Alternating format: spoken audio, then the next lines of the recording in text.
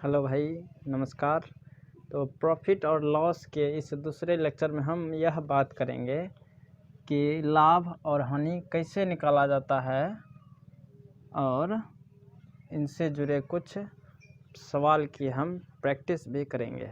तो चलिए शुरू करते हैं।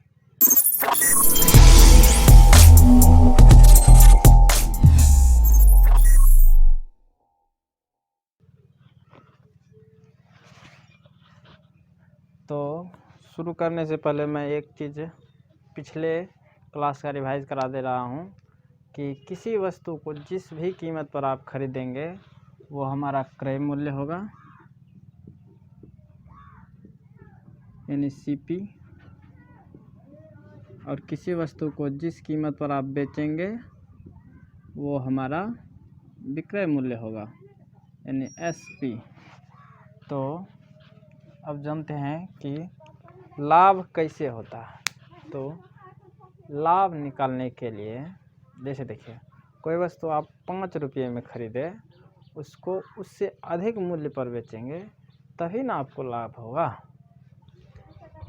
5 रुपये में खरीदे 6 में बेचे तब तो आपको लाभ हुआ, यानी फायदा हुआ।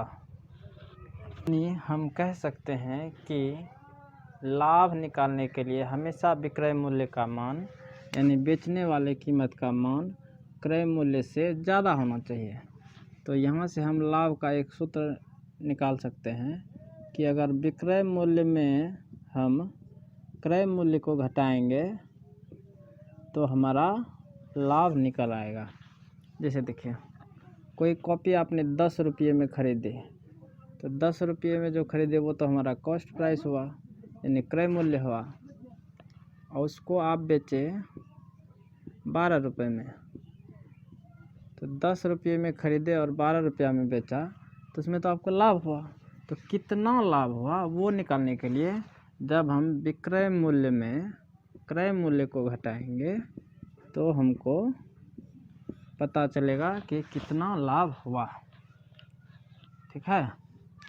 जैसे कोई मान के चलिए मार्कर खरीदे 25 रुपया में, तो जिस कीमत पर खरीदे वो आपका कॉस्ट प्राइस हुआ।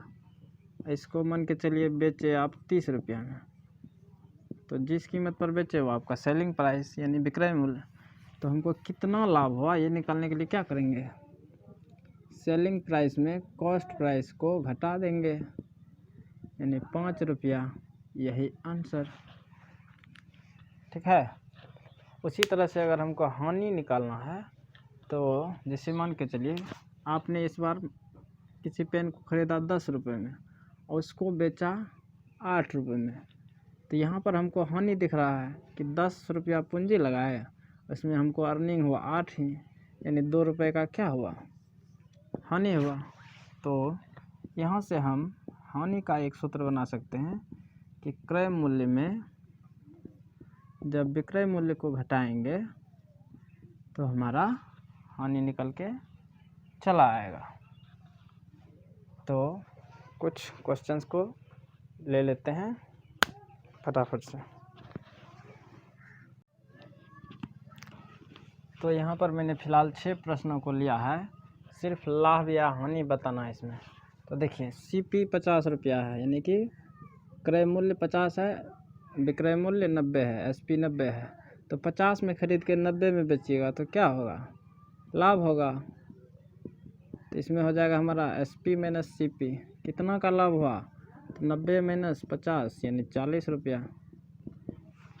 तो अगला प्रश्न देखिए, सीपी है 67 रुपया, यानी कि खरीद मूल्य हमारा 67 है, एसपी यानी सेलिंग प्राइस यानी विक्रय मूल्य 40 रुपया है। तो 67 रुपया में खरीदिएगा और 40 टका में बेचिएगा तो फ़ायदा होगा कि घाटा, तो यहाँ हानि होगा।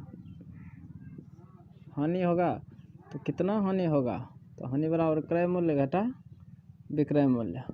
क्रय मूल्य हमारा कितना है, 67 है, और विक्रय मूल्य 40 है। तो 7 में 0 7, 6 में 4 गया 2, 27 रुपया हानि।